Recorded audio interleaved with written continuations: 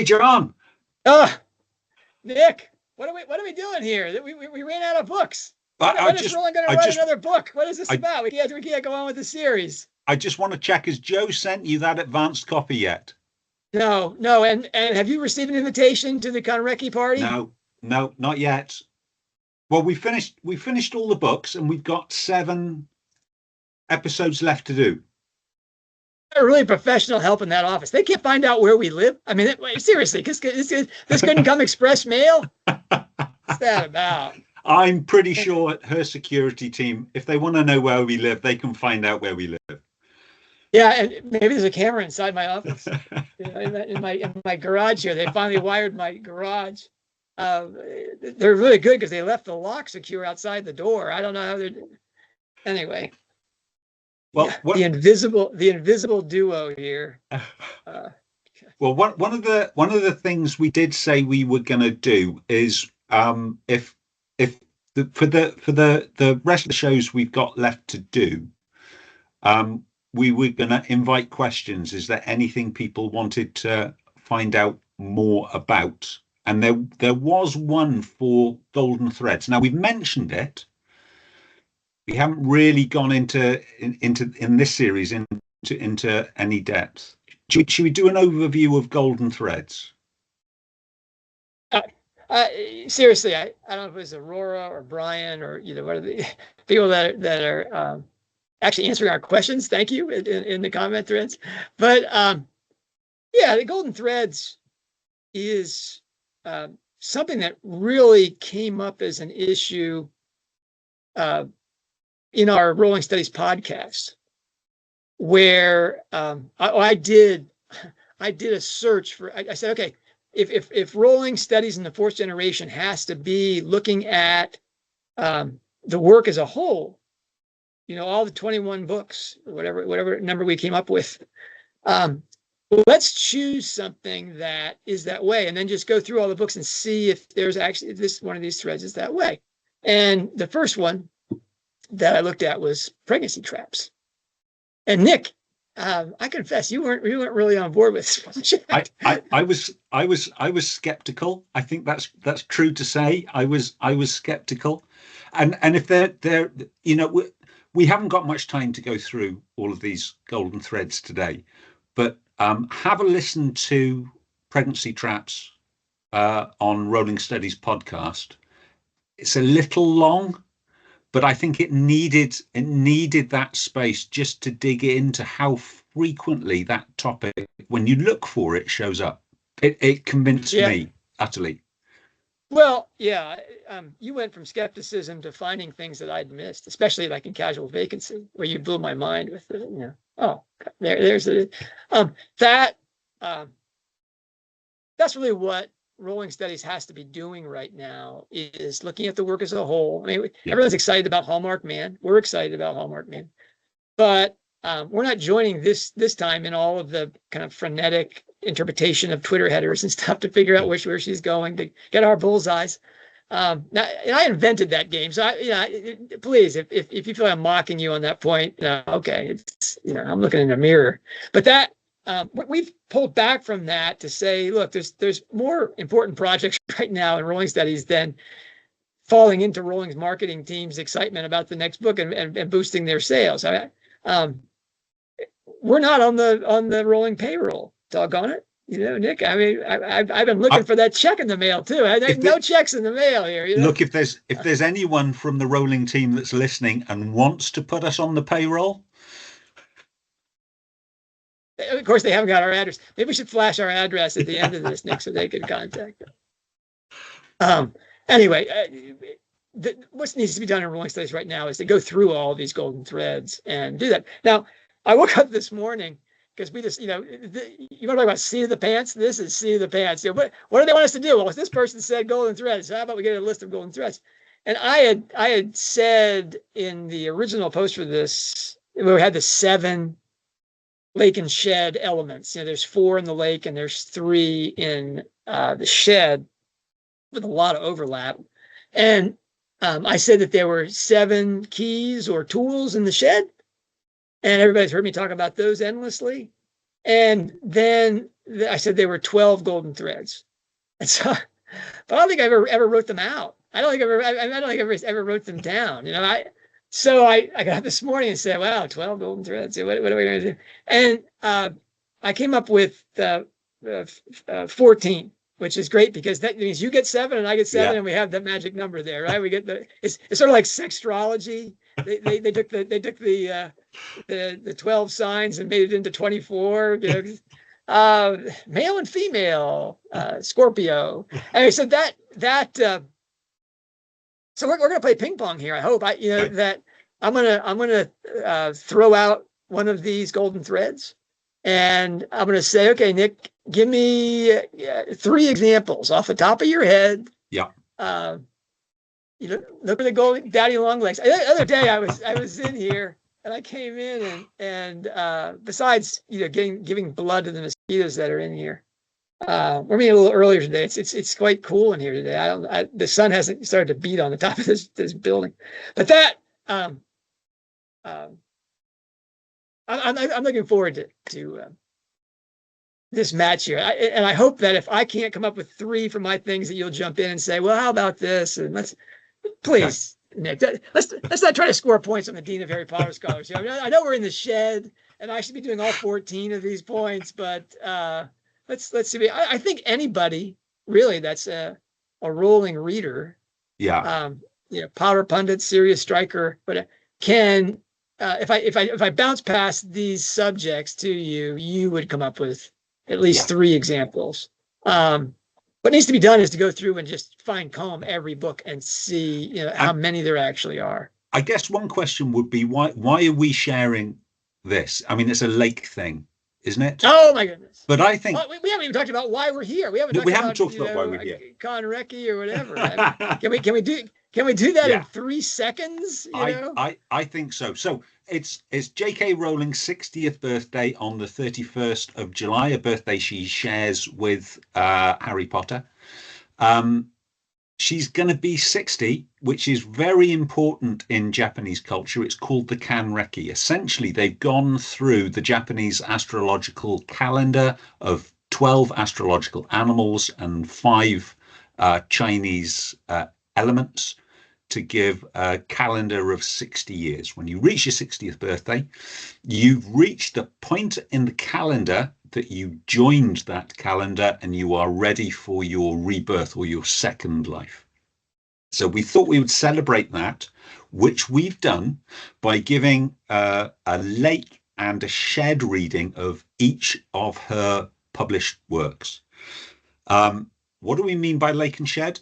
Well, that's J.K. Rowling's metaphor for her creative process. The lake is where she reaches in, or she is handed her inspirational ideas. So it's inspiration from the lake. She takes that idea that is drawn from her life experience, her subconscious, her unresolved issues, all the things she's read, and she takes that to her shed. In the shed, she applies her literary tools. So this is the perspiration bit. This is where she takes that inspiration, she works on it until she creates the literary pieces that we all know and love. Now, golden threads, it's a thread, it appears repeatedly in her works. So it is certainly attached to that lake inspiration, but it's also a tool, I would argue. So it is a bit lakey and a bit sheddy. So if she has an idea or a story that she's working on and she needs a situation to have a bit more tension or to connect with the audience a bit closer, then these golden threads are one of the tools in her literary arsenal that she can say, well, I know that works.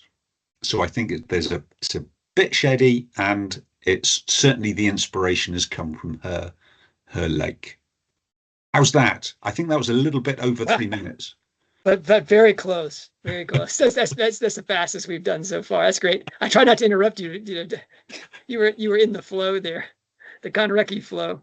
I wonder if people now just pull the bar across. So they've been watching all along. They're like, oh, here we go. Can we get to it? All right, I especially enjoyed that last point, that the golden threads are, the things that appear in almost every work. Yeah.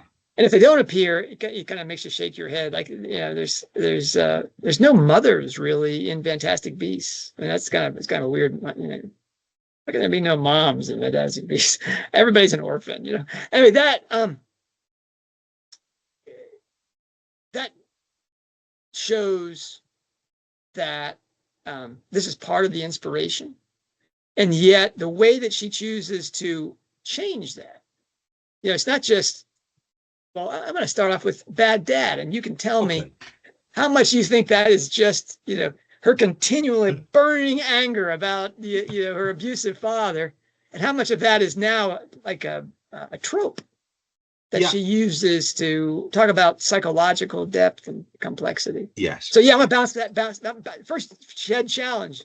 Okay. Is talk to me about the bad dad golden thread. Okay. So there are so many bad dads. There are so many poor fathers in her works. It gives me the opportunity to narrow it down.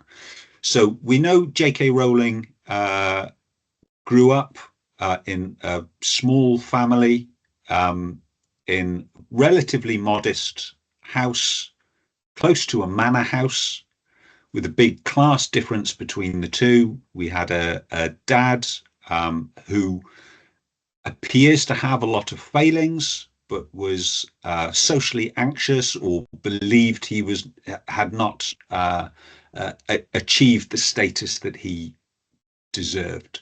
So I can just pick out three of those examples, and I did it earlier when we were looking at I think Casual Vacancy.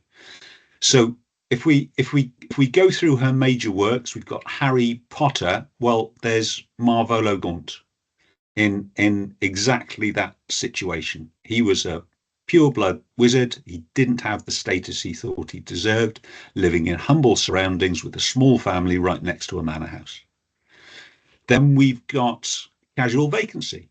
The next, but again, the abuse of Maropi Gaunt is the core crime of the thing. The bad dad is the core crime of the series. Yeah. So if we look at the foundation crime, what kicked all this off, it's Marvolo Gaunt being a bad dad. We've got Simon Price in Casual Vacancy. Working man, not achieving his dues as he believed it to be, in a fairly modest house, living outside the village and close to a manor house with a small family. We go to, in fact, we can just look for manor houses. So where's the next manor house? Well, that's Chiselhouse. And then we've got Jack of Gaunt with a small family. Now, we don't know whether he was getting his just desserts, but he was a cabinet maker by trade. So he was a skilled carpenter, and he was working as an odd job man for the big manor house that was right next door to him. So each of those almost exactly mirror the circumstances of J.K. Rowling growing up. And the bad dad element, I mean, it really came to the fore. I think was it in the Lev Grossman interview where she said, look, all the bad stuff happens here because of dads not doing their jobs. And she whispered it like it was kind of like a dirty secret. And she only saved Mr. She was going to kill Mr. Weasley too. She's killing them all off, That's the bad dad thing. Almost all of the criminals inside Cormoran Strike have bad dads, like crazy bad dads. And that's again her trope. Okay, so you passed your test. So that's bad dads. But if we've got bad dads, what about the mums? What are the mothers doing? Okay, I can't. There's no Mrs. Gaunt. This is kind of. I mean, you have to go and look at the different things here. But really, and I've talked about this a lot with the Christmas Pig thing, especially that Christmas Pig was one that really broke the code on mother's love. Mother's love is in Rowling's work, now if you look at Mrs. Price, Simon Price's mom, you get an enabling woman that allows the serial abuse of her children because she's afraid of her husband.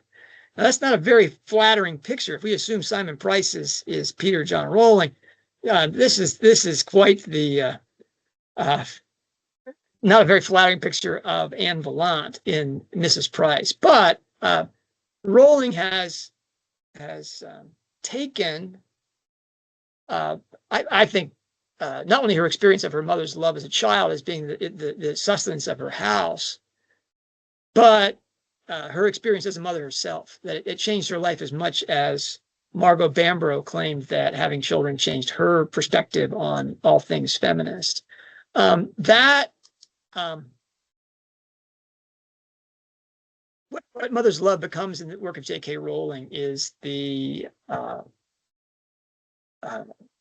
symbol, the go-to touchstone of the love of Christ, which is this love, which is the power that brings everything into existence, really. And it's sacrificial, it's selfless, and it's unconditioned. The way that a mother's love for her child, as a rule, is that way. And that touchstone in Harry Potter, I mean, Lily Potter, she dies. You know, she literally just says, you know, anything you want. And he goes, well, I'm going to kill the baby. Oh no, you know, she dies in front of it, takes the blast. And Narcissa Malfoy kind of is, you know, she lives, but she's willing to die to save Draco, especially in Deathly Hallows. You see that they come to the fore. Half-Blood Prince and Deathly Hallows, you see Narcissa, and really her just, you know, she's a wicked, nasty person and woman.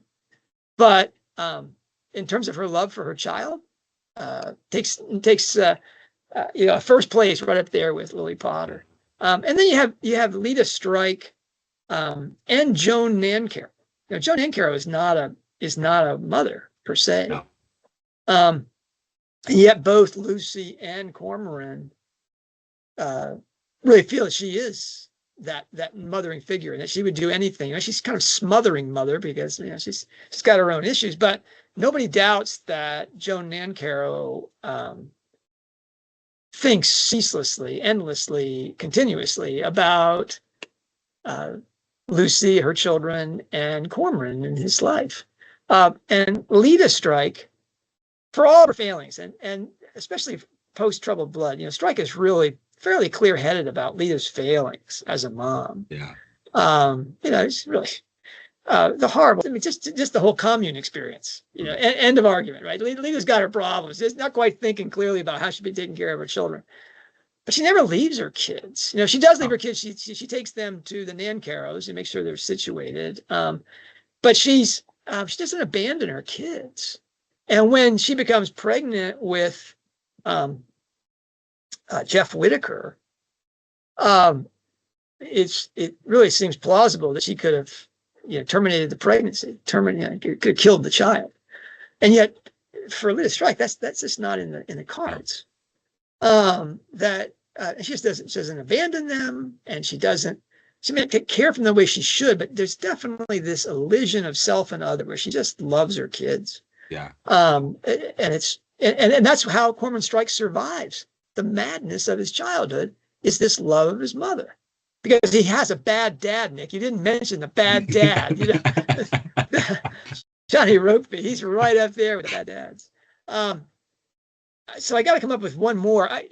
I'm torn here. I've talked about Jack's mom already, and how his referring to that mom opens up and saves them from Crusher. And we've talked about the mother who appears, J.K. Rowling herself with her daughter, and how that child's, care for her blue bunny, which is a reflection of the mother's love she feels, saves the blue bunny. He's found. I've talked about that. I'm going to go with Tessa Wall. Wow. Casual Vacancy. Yeah. Because Tessa Wall, she's diabetic, which always makes pregnancies problematic. And she desperately wants a child, and she forces her husband. And I think you pointed out this was a pregnancy trap. That that Tessa Wall traps her husband into adopting a child that he is not psychologically really capable of dealing with. And that is one troubled boy, whether it's from his probably incestuous conception to his longing for authenticity, what's real. But she never gives up on him. No. When she finally just drills him. She finally drills him with some truth love. there. Yeah. But that is long delayed. She's constantly, smoothing it over throughout Casual Vacancy.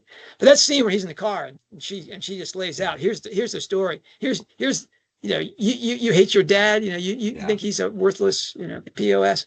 Here's what your dad has done. Your dad has done this for me, and that was great. I mean, and it rescues. He was in the bad dad category, and all of a sudden he makes a big switch. All of a sudden he's a good dad. Yeah, that was a great one. So, Mother's Love, though, again, is Rowling's go-to trope or thread, whatever you want to call it, when she wants to show this love of Christ.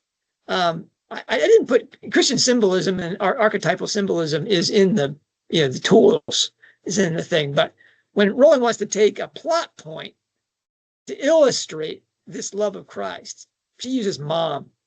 And all right, well, I've gone over my 4 minutes probably for this. But I got to bounce one back at you. And how about writing about story writing and story reading? What about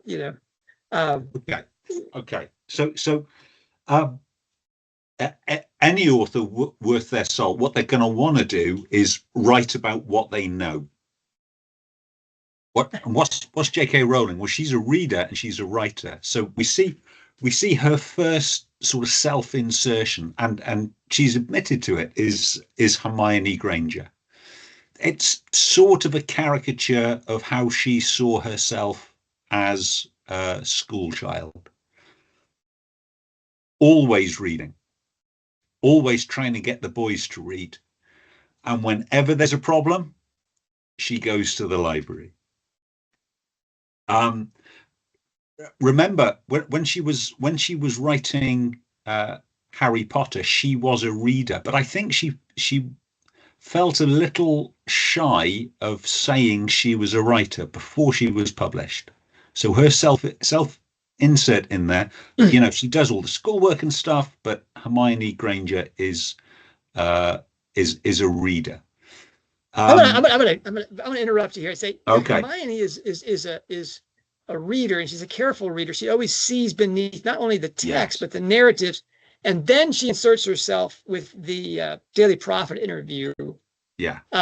As a writer, someone who's going to manipulate the narrative, and that's someone who's. So I see your points. That Hermione is a great instance of Rowling's writing about reading and writing is how to read and how to write, how to do narrative, work in narrative. But that's only one though, Nick. You got two more.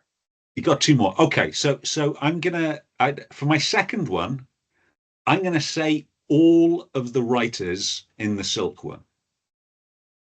All of the writers in the Silkworm.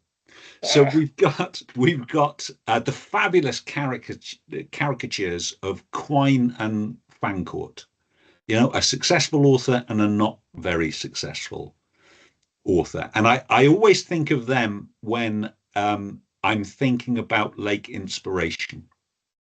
We have Fancourt very definitely says that what he writes is not autobiographical. And yet, what does he write about? Well, he writes about the house and the death of Joe North and his friendship with Owen Quine in House of Hollow. We know that. Quine writes about the same thing in the Balzac brothers. The suicide of Fancourt's wife. He writes about that in a novelized form, and again he says it's not autobiographical. But if you want to find out more about what I think about, read my latest. So they're both of these authors are using Lake Inspiration. Golden threads. So Strike and Robin talk about Owen Quine's work? Why does he keep using the same images? Why does he keep on using the same tropes?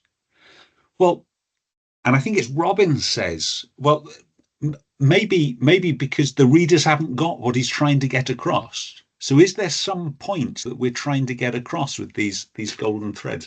Catherine Kent. So when we covered the silkworm episode, we talked about Catherine Kent. When she's talking about writing, she's talking about Lake and Shed.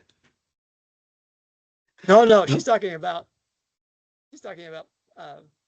Shazette and Fabula.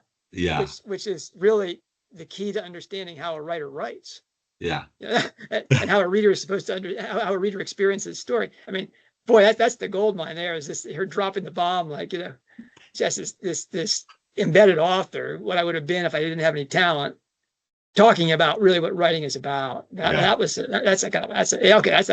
big. Wait a minute. So you said all of the authors, so you don't get to count all of those as separate ones. What's your third? That's one. I got a third. So my favorite is J.K. Rowling writes about the author she does not want to be, and that's Professor Fraudisham in the Ichabod. So. Professor Fraudisham is the author that writes the story that the fan wants to hear. So as he's going through his completely made up and authors, they tell lies for a living. Fiction authors, that's what they do. But Professor Fraudisham changes the story almost line by line when he gets feedback from his audience in the court. And by the time he's finished, you've got this complete mash of a description of this creature that means absolutely nothing at all. And both a fraud and a sham. And I love it. So for me, that's J.K. Rowling, and she's often said, she writes what she wants to write. She loves hearing what fans think about her work. I don't know if she's seen this series yet, but she loves hearing what fans say about her work. But she doesn't write for the fans, so it's no good saying we want a Strike-Ellacott kiss in the Hallmark Man, because she's not. If that's not in the story, it's not in the story. Okay. So that's my 3 points. That's my 3 points. Really, that last one, that Fraudisham one, makes me want to go back through every single book and do this one. That's the most important one, I think. That's great. I'm glad you chose that one. What do I get? What do I get here? Okay, so this is one that I've read a few of the posts on Hogwarts Professor, but I don't know enough about it, and I'd love to hear more. So, what about the ghosts in her work? Okay. Everybody knows the ghosts. Everybody goes, "Oh, I know the ghosts," and they start naming all the ghosts at Hogwarts. Especially Nearly Headless Nick and. Friar and the Grey Lady. I mean, everybody knows the ghost and the Bloody Bear and they're comic. They're there for effect, and it's great. It's a gothic trope she wants to check the box on. But when Harry meets his parents, in Goblet of Fire and the scene in the Little Hangleton Graveyard. Whoa, these are ghosts. I mean, these are shadows. These people are talking to him like they know him and they love him. Whoa, that's an exteriorization that nobody expected. And then you see them most tellingly and movingly when Harry goes into the forest again. And not only are his parents there, but Sirius is there and Lupin makes an appearance. People that really loved him and cared for him, and that's something. That's probably one of the most quoted lines of Albus Dumbledore is, "Those we love never truly leave us," and that's the ghost. But after Harry Potter, I mean, there's a suggestion in Harry Potter. This is something I only realized looking back after looking from what we see, and especially in the Cormoran Strike series, is that I'm confident that if you go back through Harry Potter, you're going to see instances where Harry is suddenly inspired, where it would make sense that some sort of ghost dropped a line on him, that his parents were taking care of him, that they never truly left him, and they were helping him. Now, that is something that we see, the next one. Casual Vacancy, the next one. You have the ghost of Barry Fairbrother. Now that looks like it's just kids and people, playing on the computer and playing a role, that they're giving voice to the ghost of Barry Fairbrother. But I think it's credible to think that, the ghost of Barry Fairbrother is inspiring them, literally, spiritually moving them to expose something criminal, and that he's only aware of now that he's in the psychic realm, looking down at these things, that he hasn't moved on. He's kind of like these ghosts at Hogwarts. His death was so sudden and traumatic, as he's getting the first part of Casual Vacancy, that he sticks around and he wants people to see what's going on. Sure, by the end, everybody sees what's going on in their lives through this ghost and his texts that everybody has to interpret. Now that's again, these are the ones that he's just marked the ghost. Then there's a ghost which is not a ghost in the Ichabod, which I think I talked about this in the Ichabod thing, where the Ichabod song is interpreted. It's an embedded text. Is embedded text on our list? I think it is. Okay. Yeah. The Ichabod song is one of the embedded texts in the Ichabod, and that interpretation is closed with Daisy Dovetail not begging for her life, but saying, when you eat me, when you decide to chow down, maybe give me a little more weight here after all my years in the orphanage, if you chow down on me, please eat my heart last, because that's where my parents are still alive, and I want them to stay alive as long as possible. And in fact, Daisy Dovetail is haunted by the spirits of her family and the love that she had in him. Woo! That to me was a big ghost moment. Maybe you're saying, oh, it's not a ghost, a memory, whatever, but that she says they're still alive in my heart, to me suggests that ghost element. And then there's the ghosts of Cormoran Strike. And I did the original work on this with Troubled Blood with Margot Bamborough, that when she dies, almost immediately, tremendous changes happen in that world. First, Una, the night of, Una goes across the street and has this epiphany that she needs to be a priest. That she felt that her best friend would just hate that idea. Well, now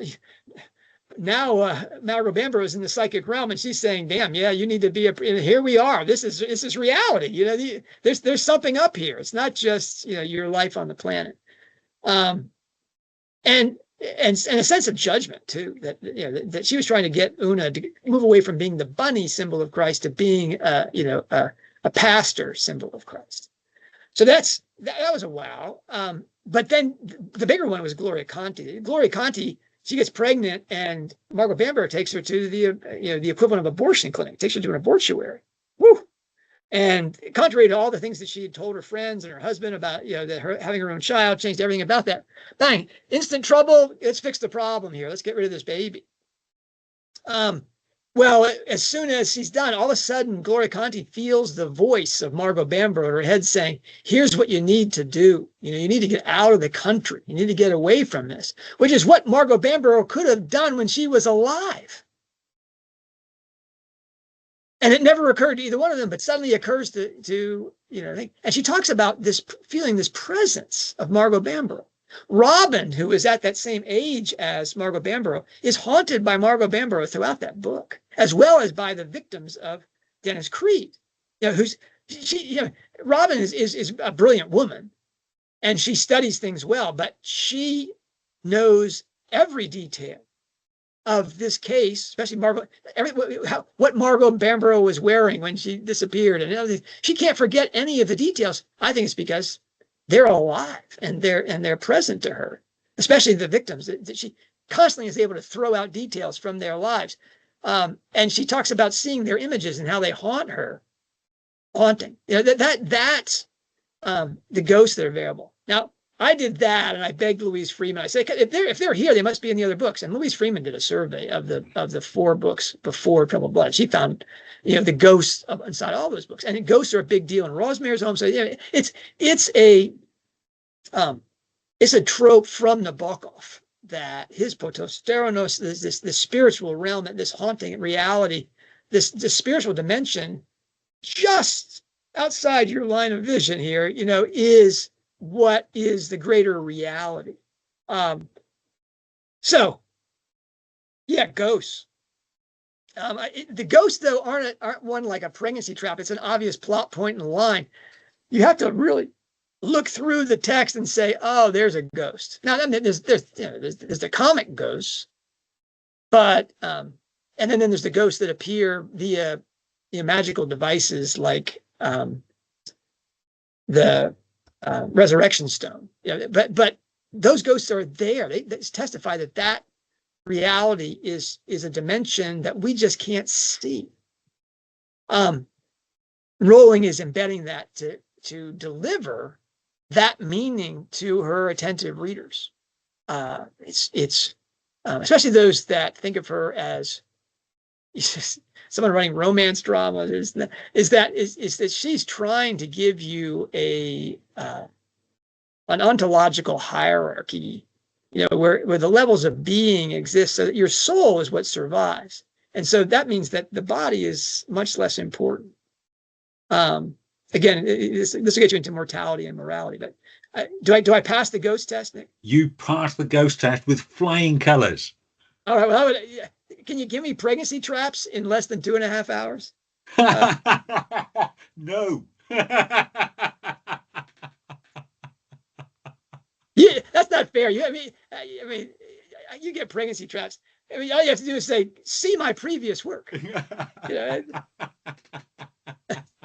Wait, see my previous work. I'm the one who did most of that work. Yeah. Wait.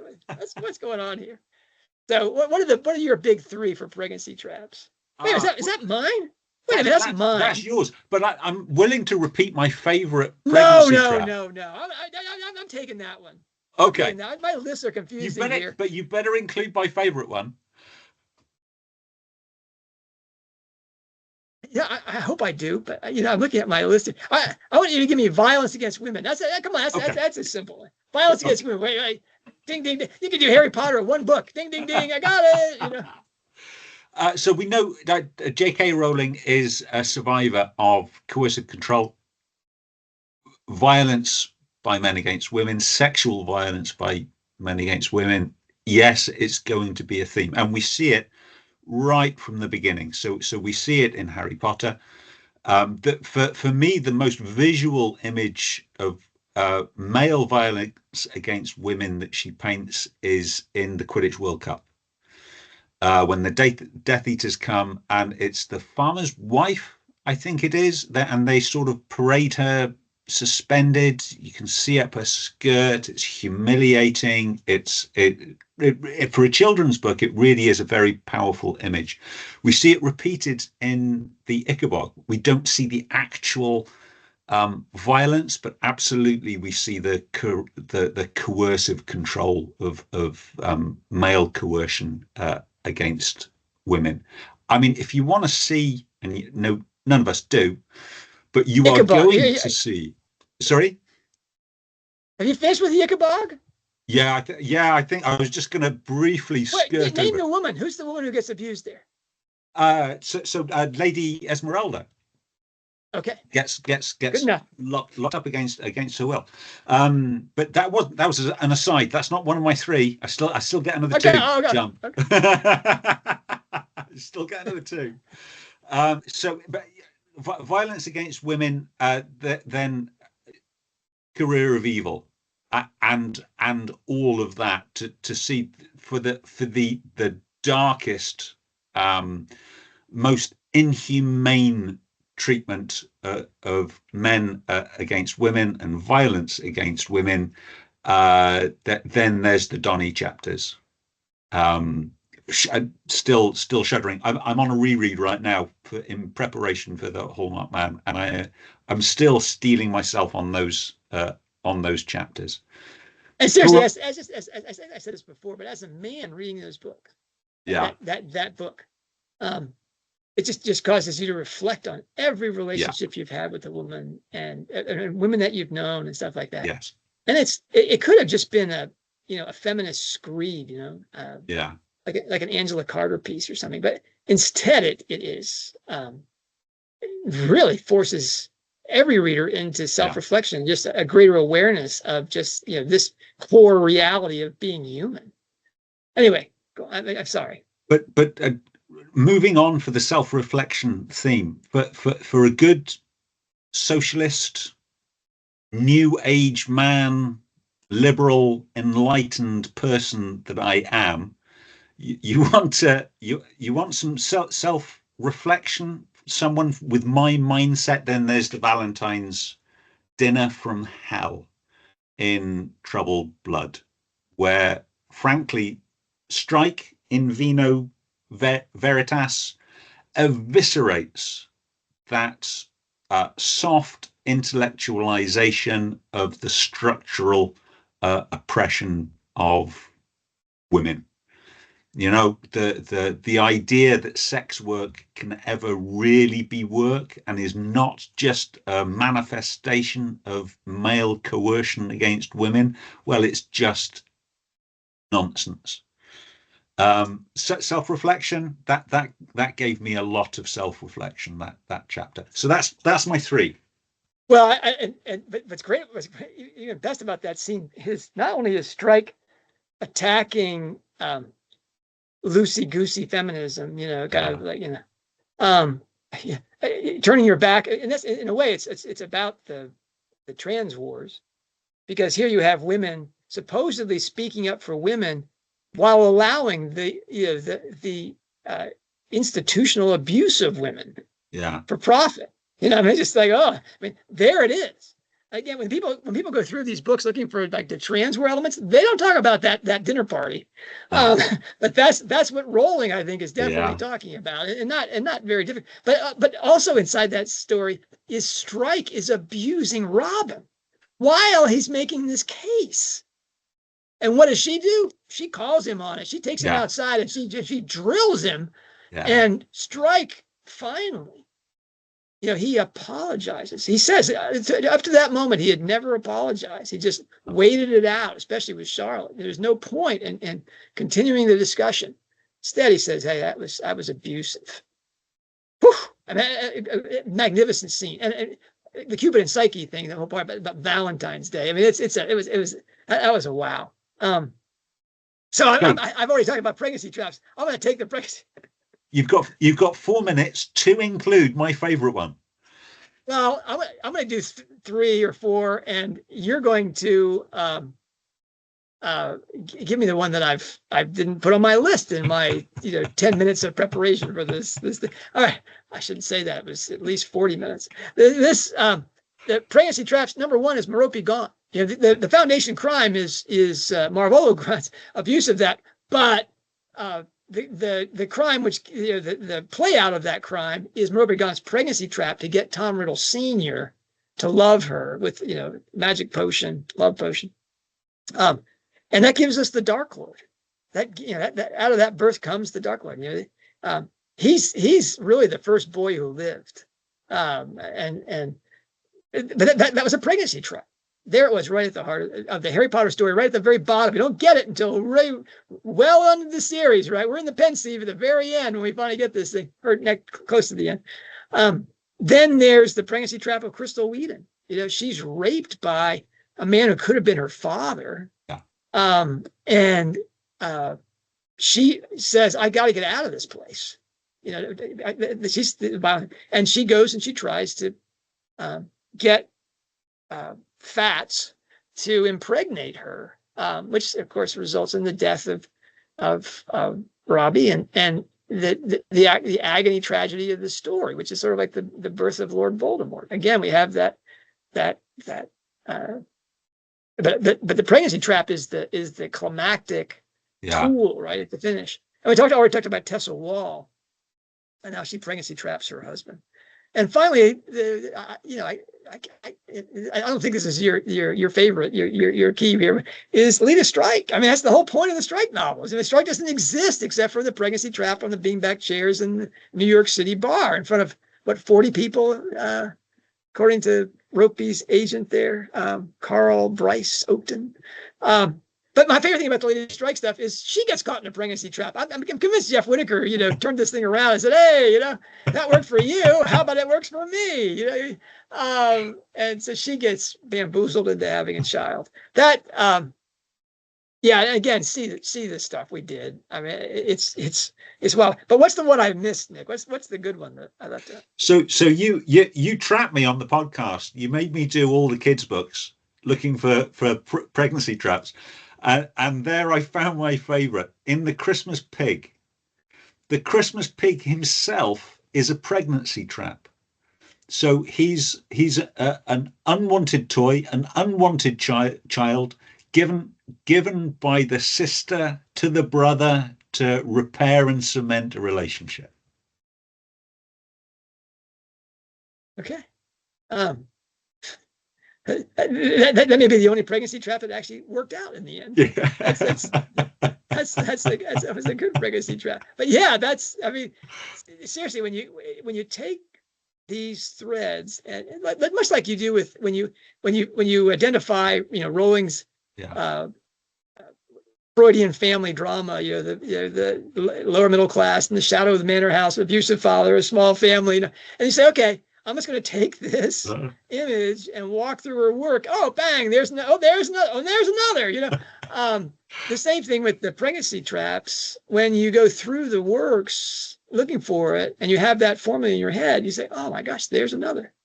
All right, it's my turn to media deception or the captured media, where they're the voice piece of some greater power or something. Give me three of those, Nick. I got to lead with Jenkins, haven't I? So, Culpeper. So Culpeper, when he's introduced, I mean, you're never going to call him a sympathetic character, but he's doing something good. So he's exposing a corrupt government minister. He's not. When he's manipulated to do it, right? I mean, well. Yes. So his motivation is readership.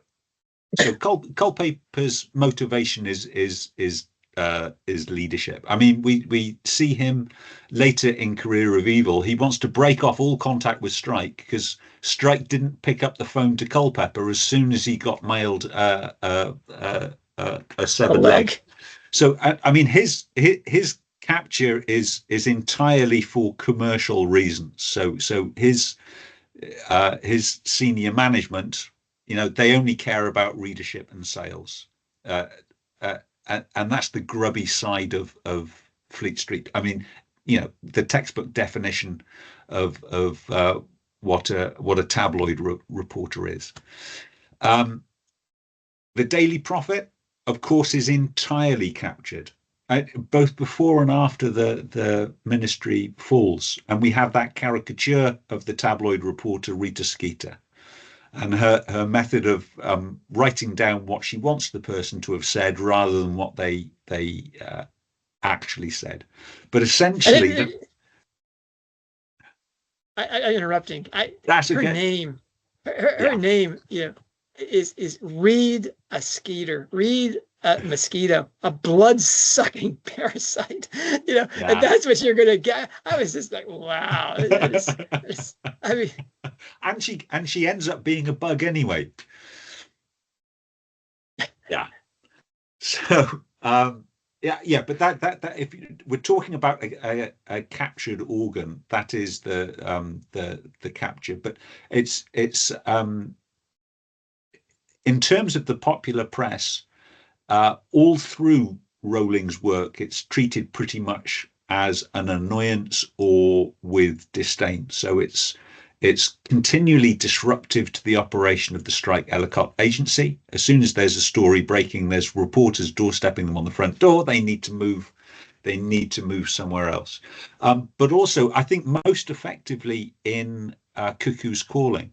So we have a British satirical magazine called The Private Eye, and they're very good actually at looking at press output and spotting the weak and the cliched. And there's a few times it's mentioned in Cuckoo's Calling that Private Eye have run a column. So many talked about the death of Lula in terms of Icarus that Private Eye put out a special column. Okay, is that your three? That's my three. I'm disappointed you didn't mention Ellen Toffler or whatever, the love interest in Ink Black Heart, because she's totally vapid. Yes. Yeah. Strike, she's a talking head, and Strike just can't stand talking to her. There's no insight, there's no depth. I was just like, oh man, that may be her most devastating image yet, because Rowling has talked to all those people. Yeah.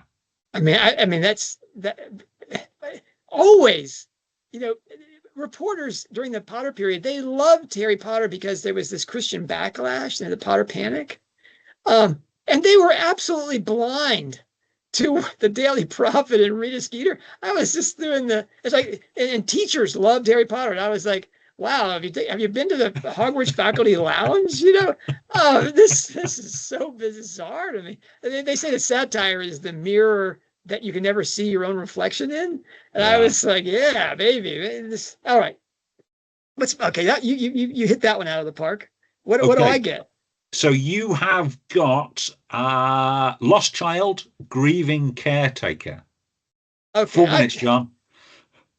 Wow.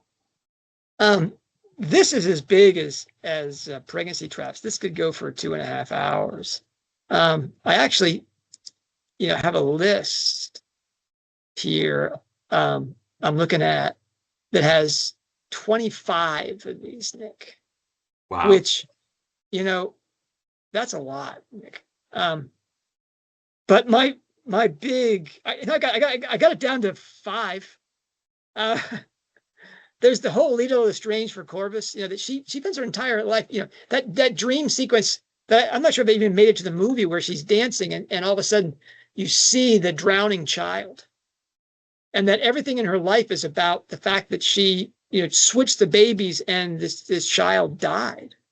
And she's trying to find the Corvus that got switched and stuff like that. I mean, this was the Lito Lestrange story that got lost in Crimes of Grindelwald. Then there's a vet. I want to go right into Cormoran Strike, because really this is coming more and more to the fore inside the books. I mean, you can say Lily Potter and Merope Gaunt are unhappy mothers, grieving for their children that survived or didn't survive, but really the mourning mother, or the grieving caretaker. I've already done Lito Lestrange. You can do Aberforth Dumbledore there too, in terms of his grieving for Ariana and for Aurelius Dumbledore. But I'm gonna go with the ones that were most striking to me out of Cormoran Strike. The one that was most moving to me in a way was Brian Tucker for his daughter Louise. Yeah. Talking about a man who's haunted. I mean, that Louise Tucker is alive. Louise Tucker is won't let her father go. Find my killer, find my body. And Tucker's obsession, he's ready to throw bombs in the TV studios and stuff like that. There's no prisoners here. And then there's the more subtle ones, like Della Wind for Rhiannon. That her daughter committed suicide because of Chisel's son's cruelty to her. And that blind woman in her house sitting beneath the portrait of her daughter. I mean, Nick, that was Ariana Part 2. That was a wow. The ghost of this lost child, shaping the entire story. There's Yvette Bristow for Charlie. The woman basically went mad after essentially her second adopted child murdered her first adopted child. Or was it the other way around? Was John first and then Charlie? whatever. The murder there is, she's unglued. She keeps Charlie's picture on her nightstand, and no picture of John there. And finally, there's Running Grave, and Louise Pirbright and her tortured son Jacob. That's the rawest thing. When Robin comes out of the Skinner box on steroid, her torture chamber, and she has been broken down talk about the end of the Negretto for Robin. When she's broken down outside that box, and she's become a ghost of herself. She is able to, she's able to pinpoint Strike by soul GPS, and that's when she encounters the mutilated child that's just been kept alive all this time, and Louise, and she gets to see this exteriorized form, a way of something in her about her own grief. That's a wow moment. And there's more. And there's Gloria Conti for the child she killed. There's Barbara Graves for her son Alexander. There's Sally Edensor for her son Will, that kind of drives this thing. There's Mum and Holly for Jack when he's absent. They don't know what's going on. There's Cormoran Strike for Charlotte's baby. There's Marlene Hickson. It's kind of a comic thing, but she misses her daughter Lula. Anyway, that's a real thing. And if you look at Albus Dumbledore, is kind of like the great wise man in the series. When he looks in the mirror of Erised, he's not seeing a guy getting socks. He's seeing Ariana back alive. Yeah. And his family healed. That his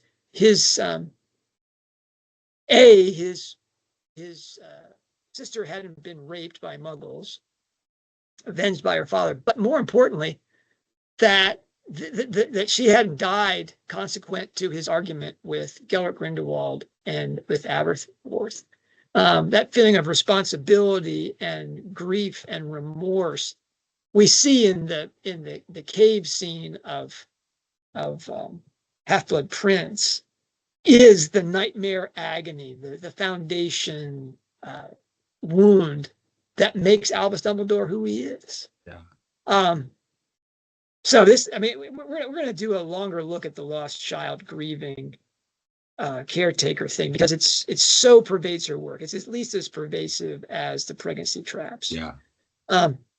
Wow, John, that's great, and I think you're right. I think that deserves at least an episode all to itself. But I'm going to call time. I'm calling time, John. You're saying I spent more than 4 minutes on something that pervades every single thing in her work that we haven't talked about yet? Okay. Yeah. You get media capture, Okay, I get lost child.